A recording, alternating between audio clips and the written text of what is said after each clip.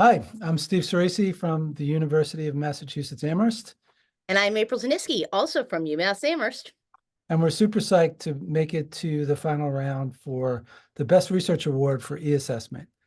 I know we don't have a lot of time, so let me move to, what am I moving to, April? The overview of the MAPT. You're going to talk about the overview of the MAPT, and you have 8 minutes, so get a move on.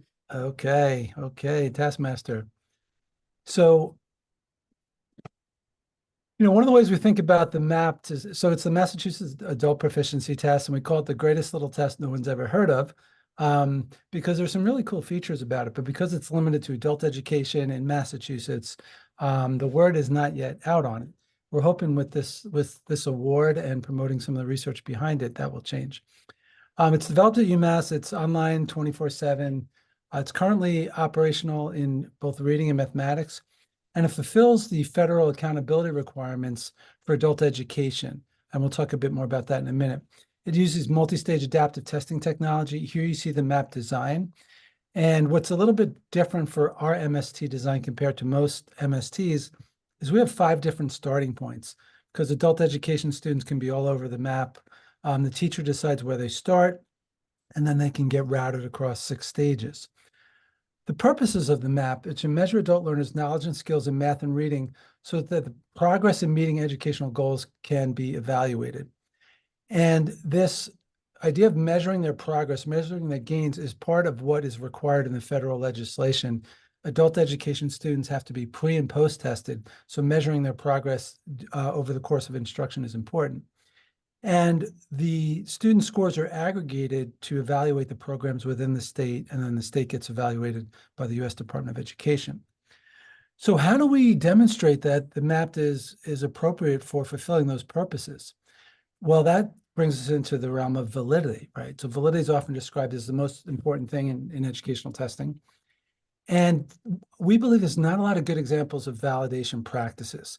So what we've proposed for this award is our body of research that we've done to validate the MAPT and support its use for the purposes I just described. So All we right, think that get a our, move on here, Professor. what's that? Get a move on here, Professor. You've All right, got get a about move on. 7 minutes. All right. So I won't give a whole class on validity, but validity is the degree to which evidence and theory support the use of a test for a particular purpose. So that evidence comes in the form of research. The standards for educational and psychological testing talk about 5 different sources of validity evidence, and that has to be considered in trying to come up with a research agenda. So our validity research framework for the MAPT has been using these 5 sources of validity evidence and then crossing it with the intended testing purposes. So coming up with questions that would relate to those purposes. Are we measuring the right skills? Is it congruent with the curriculum frameworks? And also looking at potential negative consequences. Tests are supposed to have good consequences like positive effect on instruction. But we also, in thinking about validation, there might be some sources of bias or invalidity that we'd have to also include in that agenda. So that's our validity framework. And all of our research is described in the technical manual that we submitted in support of this Best Research Award.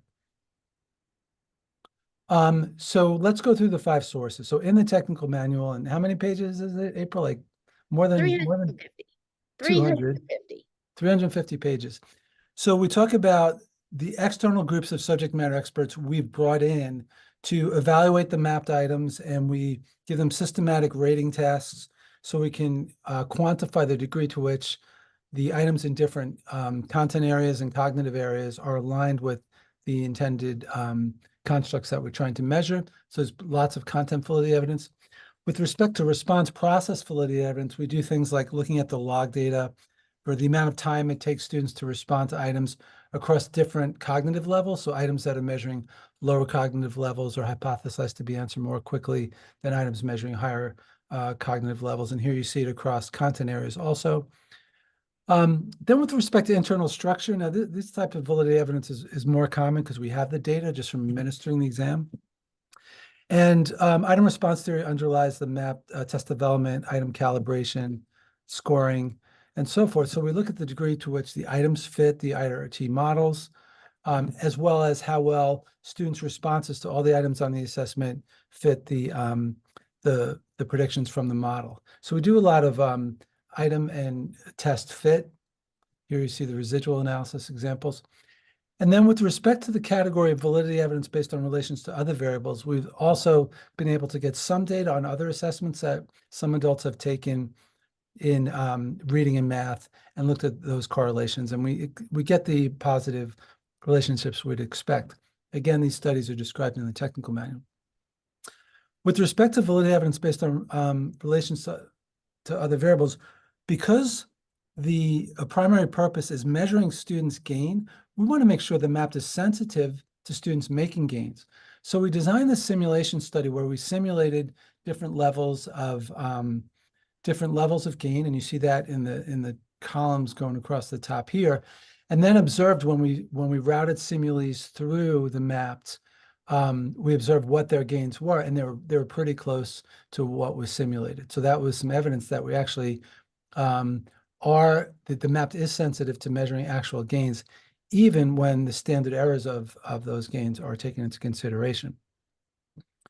With respect to testing consequences, there's a lot that we've done to build professional development opportunities around the MAPT, things like how to understand score reports, and there's a lot more reference in the manual there, involving teachers and educators in item writing workshops, standard setting studies, and so forth.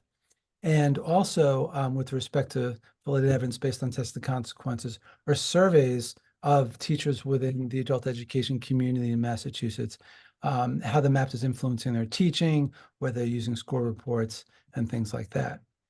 So when we think about the 5 sources of evidence, remember our framework and what studies we've actually done. Now these check marks represent the work we've done in each category. And we feel pretty good. We've got evidence in each of the categories, and we've answered almost all the questions.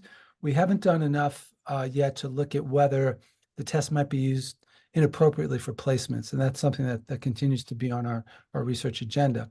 That said, we're happy with the amount of work that has been done. Validity is an ongoing process for sure.